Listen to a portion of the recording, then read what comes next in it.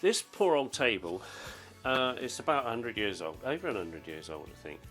It used to be my wife's nan's, and I think it was her nan's mum as well, so it's old. And we've had it for about 25 years, something like that. And I've been promising for the last 25 years to fix it. It's now fallen to bits, to the point that we can't really use it. So I've decided to fix it.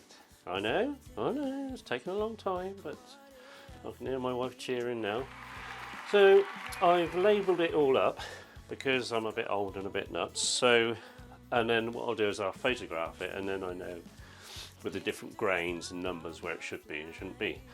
It's like a double leaf. It pulls out from underneath, two ends that come out. They're all gone, and everything's gone. The joints are gone. This whole side comes off. It's knackered, clean and stripped every single bit. I'm going to use a scraper first of all to clean off whatever's on the top here. Over the years we've just added stuff and bits and pieces. I think I just found a bit of Christmas dinner in there actually.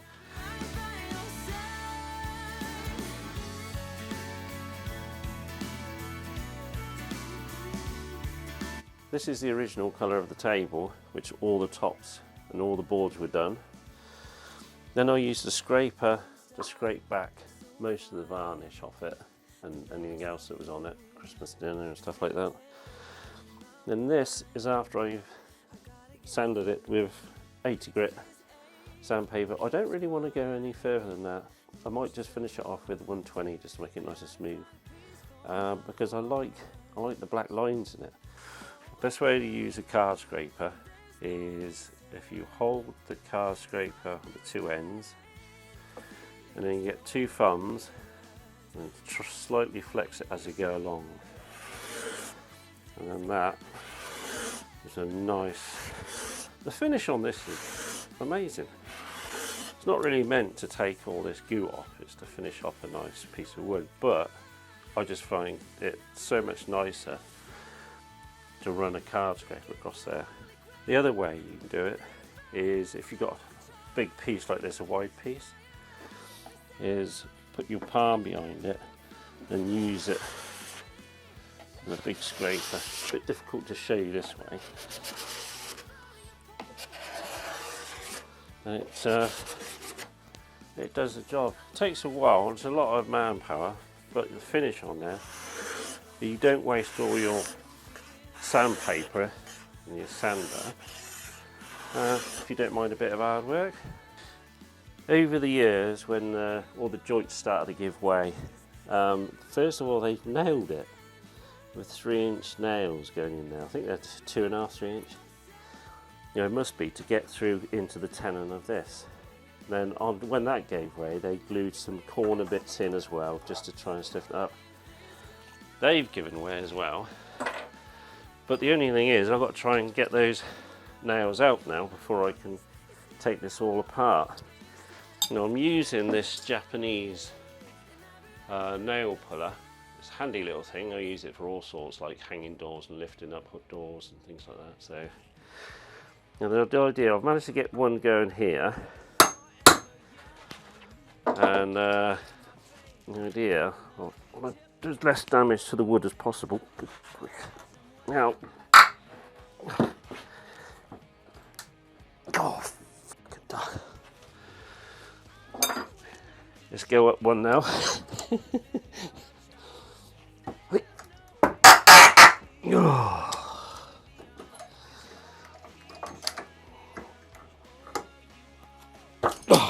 I didn't want that to come out.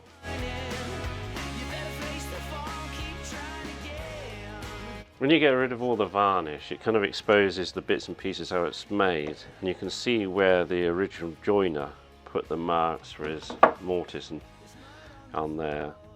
And yeah, I mean, it's not as accurate as you do now because you've got machines, but 100 years ago, a better bloke's turning in his grave if he knew that someone had smashed great big nails into it.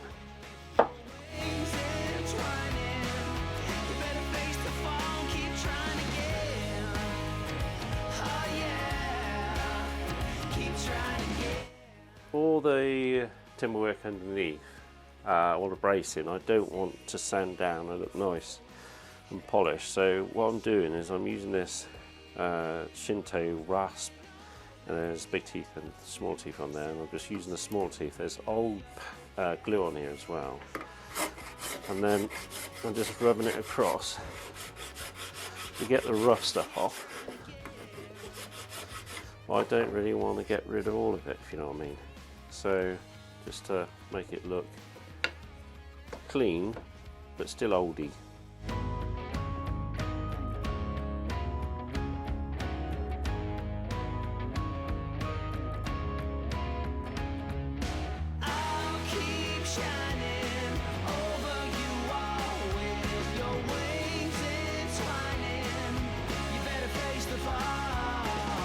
Right, these have turned out quite nice in the end. It's got a little bit of an orange tinge to it, but it's quite nice.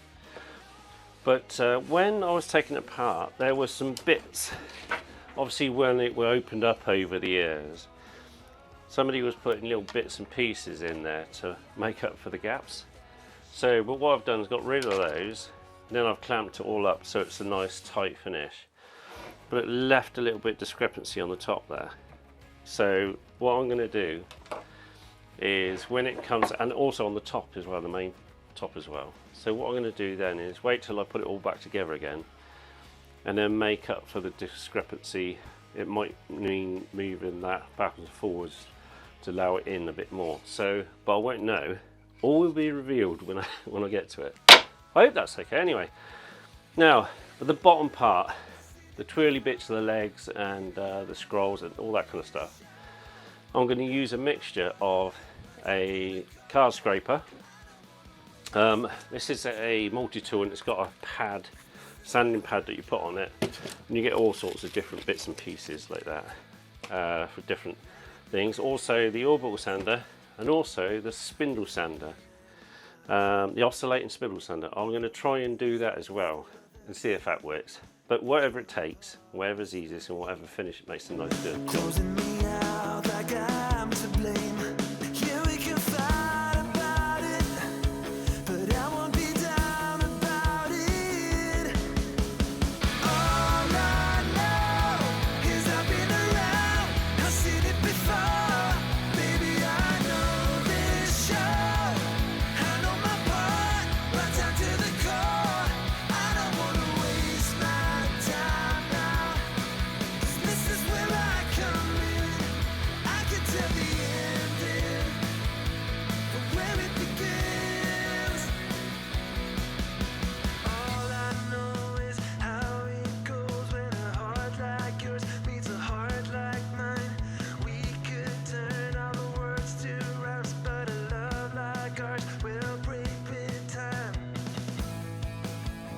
Ever since we've had this table, about 25 years, there's never been cross members at the bottom.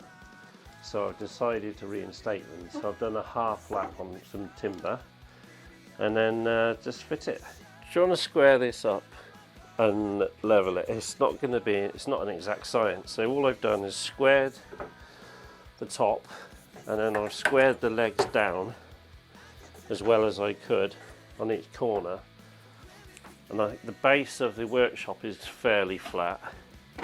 So then I kind of cheated a bit, because then what I did is I used a finder, distance finder, and then do it from inside the joint to inside the joint. And it's 937, and they're both roughly 935 to 937. Because it's handmade, you're not going to get it exact right. You can't do.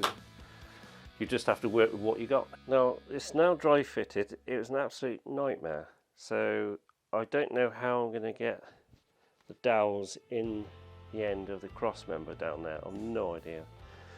So I might have to find an alternative one to that. So this is going to be fun gluing this lot up. It's not the same. Right, that glue up is a nightmare. I hate gluing up, it just drives me mad. It's always a panic rush and stuff. Now to the nice bit. Osmo Polyx Oil Clear Matte. Indeed. I'm going to apply it what I normally do with a non-scouring pad. Don't apply it with scouring pads because it will knacker up your wood. And then give it a couple of coats of that. It needs to be at least kind of overnight really, 12 hours, 24 hours before you put the second coat on. I haven't sounded out all the marks because it's 100 years old. So hopefully it will come and make this pop a bit more. All we need to do now is turn up the music and start scrubbing.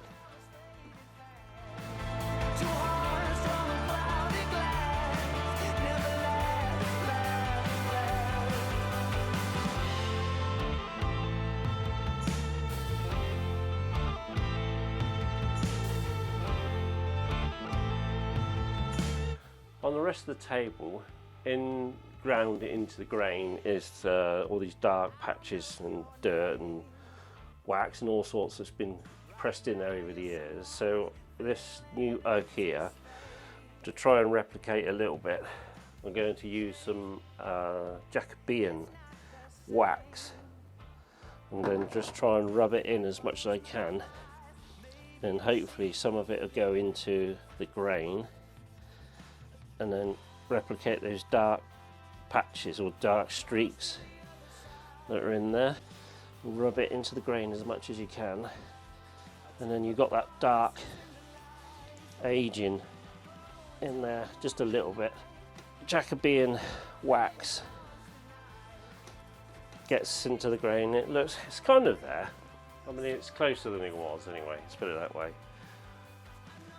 What you need really is 100 years of dirt. Unfortunately, I haven't got that.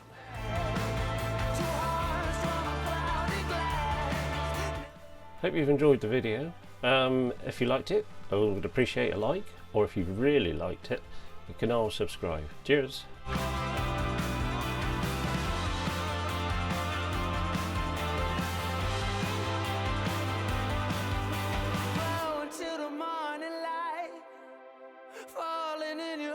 Tonight, strange, but it feels so right, so right, so right.